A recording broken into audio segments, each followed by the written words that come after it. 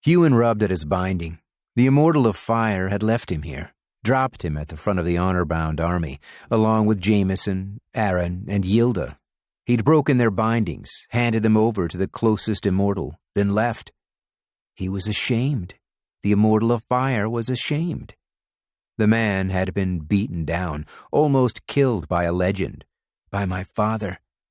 Hewan placed his hand over the binding. He wouldn't burn it this time, no matter how much he wanted to. That would do no good. Jacob abandoned me. Again. Tomorrow the army will march, and Hewan will be at its front. He pulled his hand away from the binding and clenched his left fist. Veins formed, cutting their way through the tattoo, a spearhead with a mountain etched upon it.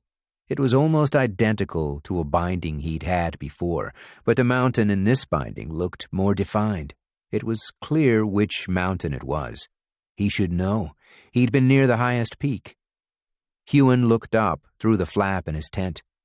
The Shirin Mountains, bound to the Immortal of Earth, Terol.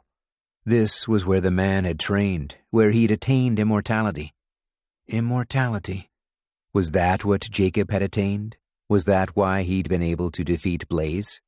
A bell rang outside. The knight resting on the other side of Hewan's tent roused, rubbing his eyes. Jameson sighed as he sat up. Hewan covered the binding with the bracer. He, along with Jameson, had been given new armor. Honourbound armor. Hewan's hand shook as he clasped it. He wondered when the sight of the armor would stop reminding him of Jacob. Jameson glanced at Hewan as he pulled on his own armor, surging speed. They shared the tent. The Immortal of Earth's Honourbound fought in pairs to help them develop fighting bonds. Hewan didn't know why they needed fighting bonds. They had no choice but to fight. But the Immortal of Earth seemed to value such things.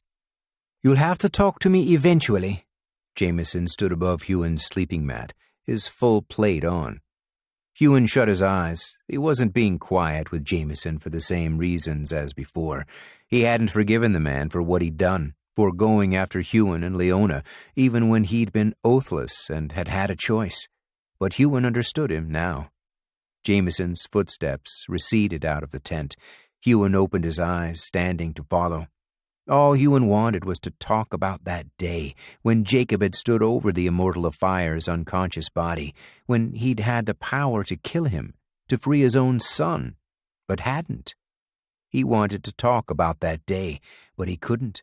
The Immortal of Fire had ordered him not to, and even though his binding had passed to another, the Immortal of Earth had repeated the